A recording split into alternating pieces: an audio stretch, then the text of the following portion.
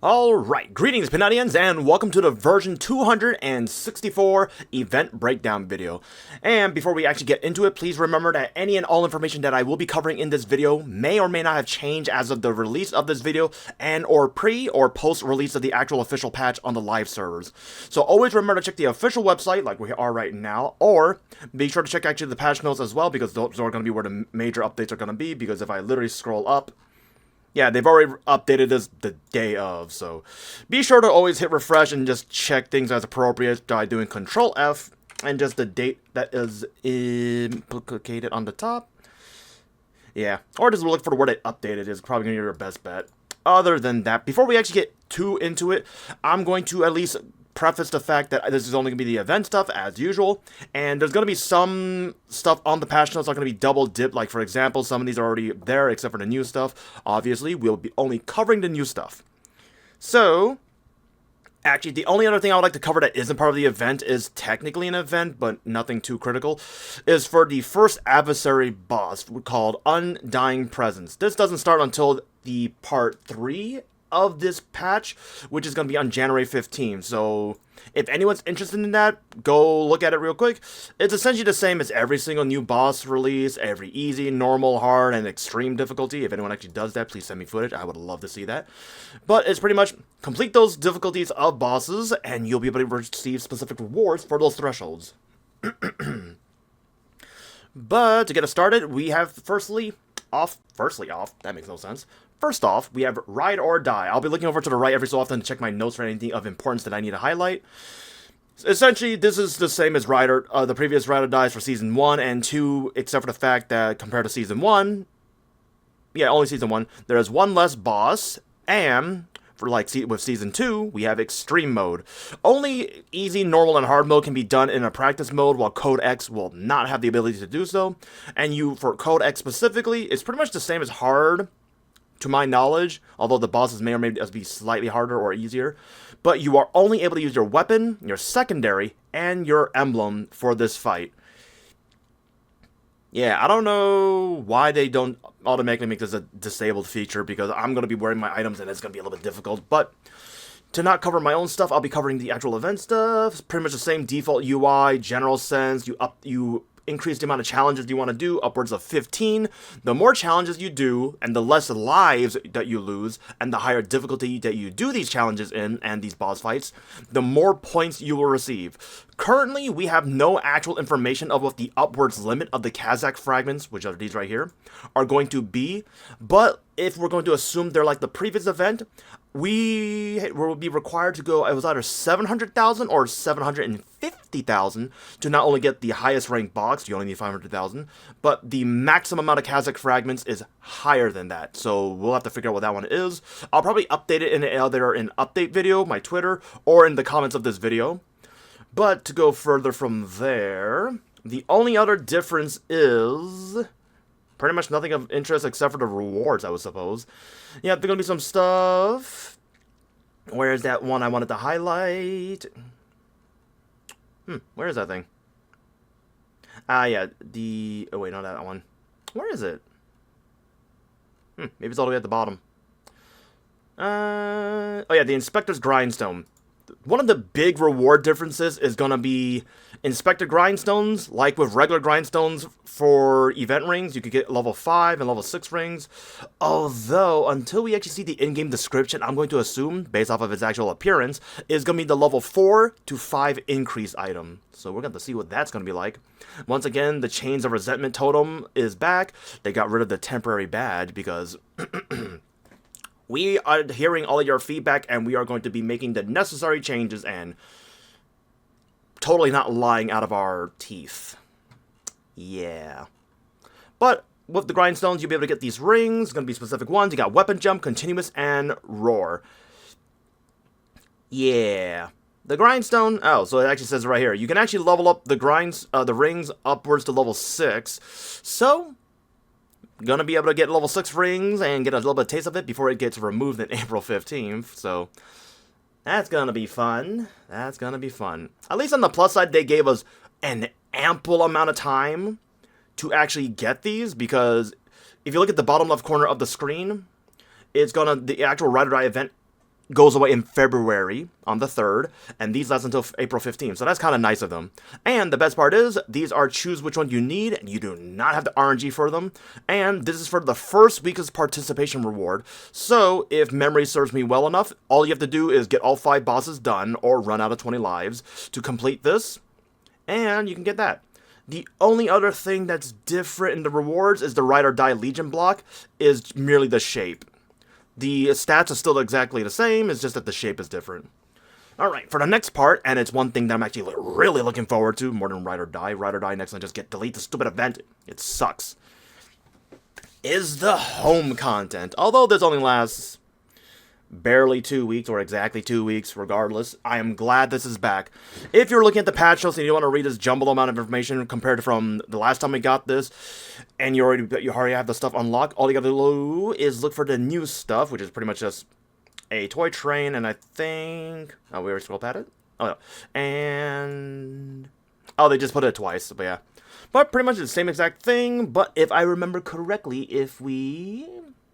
Yep, on Christmas, specifically Christmas Day, if you actually have the Christmas tree furniture, you can actually go to your house in-game, put it down, have your friends come to it, but they also need to have a tree in their house as well. They have to get a gift from their tree, go to your house that also has a tree, put their gift box underneath the tree, and you'll get a singular 3x EXP coupon the last 30 minutes. Yeah, that's kind of it for that one. It's kind of uneventful, but hey, it's a nice little fun little thing you can do with your friends. Note to self, find friends. And we scroll down, there's also going to be the Maplemas shop. This one is pretty much just a Meso shop where you can just buy some nice little Christmas-themed cosmetics. These are going to all be items, stuff, and such, and a couple of chairs, if I remember correctly. I'm going to buy me a couple of sets of these. That looks stupid.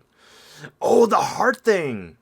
I like how these used to be in an SSB, and then you're just selling it for 200 mil. I feel like a loser. I have 3 of these. Oh boy. Yep, we got some mounts. We got some. Oh, they're all mounts. Oh, mounts and some chairs. But for 2 bill, no thank you. With that, that's the Maplemas stuff down, and now for the new the Twilight Eve event, the first of which is the Shining Oasis and Sosori's Stroll. This one is going to be essentially just the event skill, and if you're wondering about these 2 different time frames, the Shining Oasis and then Sosori's Stroll, they're exactly the same premise. They're going to be the same exact activation requirement. We got to do 250 kills to actually trigger the event. Same thing as usual, where it actually doesn't allow you to actually activate them when there's a booster activated, so don't try that one. And the difference between the 2 is, I'm pretty sure they're going to give you the exact same EXP benefits with the same activation requirements. They'll just be different types of attacking skills that they do. And, thankfully, Nexon has made it that there are actually 30 activations per day per character. I love this system. Makes me less having to be worried about turning it off every time I go to a different mule.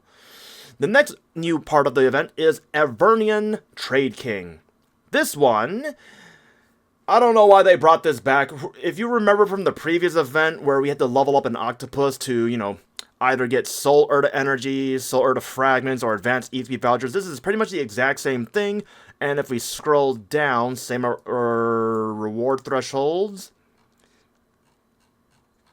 Wait, where's that percentage chart? I thought there was a chart saying how much it actually goes up by. Huh. They got rid of the chart that says the percentage success rate. Who knows? Oh, no, yeah. Yep, it still drops. Oh, if the Apalka gets lost, it only loses 4 levels rather than going straight down to 2. That doesn't make it any better. But regardless, the first activation requires 1,000 kills. Everyone after that subsequently requires 300 as per usual.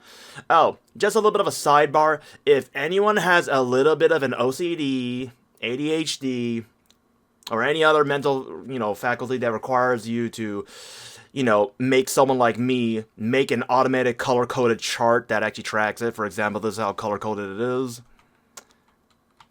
Yeah. It automatically color-codes it. So, I'm not going to post this in the description or whatnot, but if anybody is interested and wants it, please let me know down in the comments. I'll make a clean version. That's the one I used for last event. If you want a copy of it, by all means, let me know. I'll put a public shared one in the description and comments for people to use, but for the most part, this is exactly the same. Yeah, go ahead and make fun of me in the comments. Yeah, I got a problem with this kind of stuff. I just do. Furthermore, like with the previous one again, there's going to be a participation reward. Either total amount of times that you fed the thing.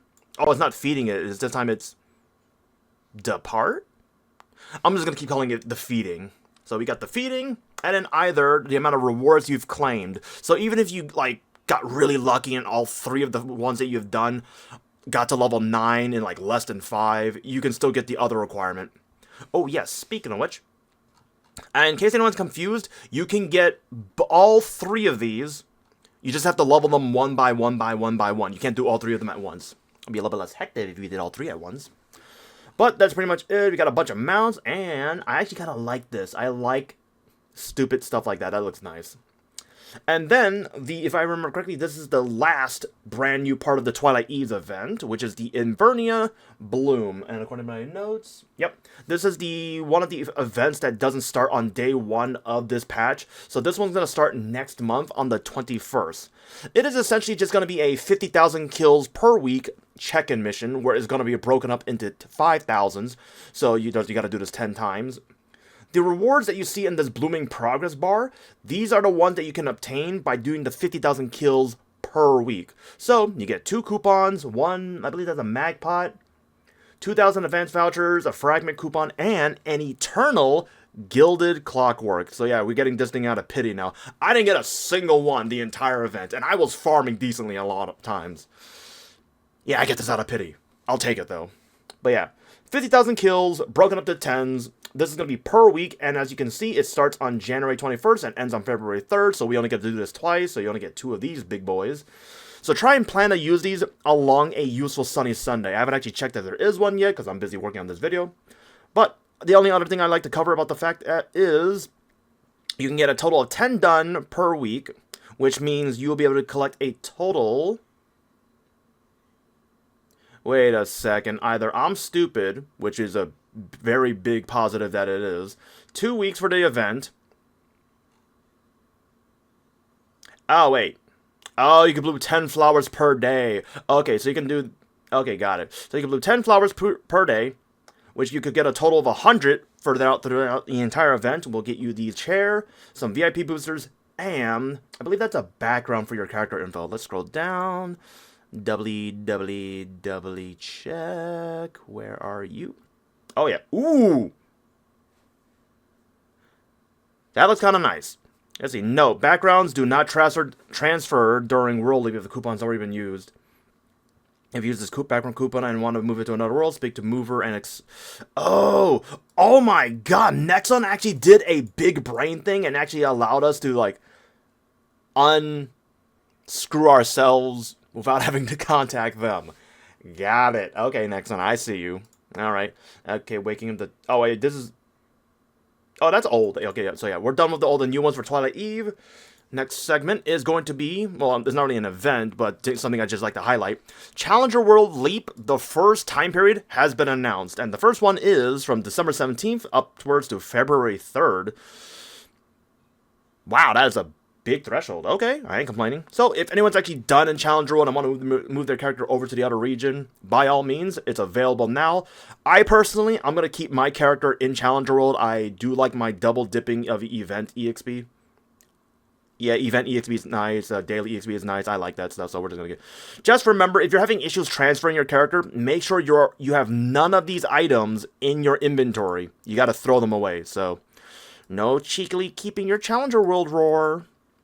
So yeah, maybe actually get a Challenger World, an actual ring in Challenger World before you transfer over, so you're not like underpowered by a bit. But yeah. Other than that, oh, why is it scrolled all the way down? The other one we have is Twenteena's Adventure Day. The character that was designed at MapleCon 2025 is officially here. And it's a Punch King. Although a very, very weak one, because either I'm stupid, because you gotta kill 1,000 mobs in order to be able to go to the event map and actually fight the character that was created. And you only have 20 seconds to deal as much damage or defeat Twenteena. So I'm pretty sure everyone, or like 99% of the population, will be able to kill it in one go. But yeah, difficulty is going to be different based off of your character's level. And yeah, that's pretty much it. And you can defeat Twenteena up to 10 times per day per world. So, you know, you can bully the heck out of it if you want. And the rewards, these are strictly for participations. The higher the difficulty that you clear, the better the rewards. There's got even some fragments in there. Not that much, but fragments are fragments. I won't complain. And for the cumulative defeat rewards, this one has my attention because look at all the home furniture. This stuff I like. And it actually looks like they put so much thought into it. Look at that. Little, was that a ping pong rock? That's an exercise ball? I ain't sitting on that thing. Little telescope, a little helmet. Oh, I thought that was a... Oh, wait. No, that's armor. Never mind. Yeah, some of the stuff looks really nice, too. And you also get the Twenteena pet. Not gonna lie, I made fun of them when they said that name out loud, but it's kind of creative. I do like this. That's nice. But remember, there's going to be some limited stuff, so remember, you can only claim one per world, or per account, so be sure to actually claim it on the one that you actually want. Other than that, we got Miracle Time, that's not of any importance, but yeah. Those are only the new stuff of version 265. If there's any questions or anything else that you would like me to cover or explain, please let me know down in the comments, or if it was actually incorrect about anything, please also let me know so I can actually correct it either in the description or in the comments down below. And, once again, if anyone's interested in my tracking chart, please let me know. I gotta update the weeks because I only have 7 weeks down here. I don't remember how many weeks there are, but if anyone actually shows enough interest in it, I'll update it, and I'll post it in the description and the comments. Other than that, I got nothing else to cover for you guys, so I thank you for watching and the continued support, and I will see you guys in the next video. Bye, boy.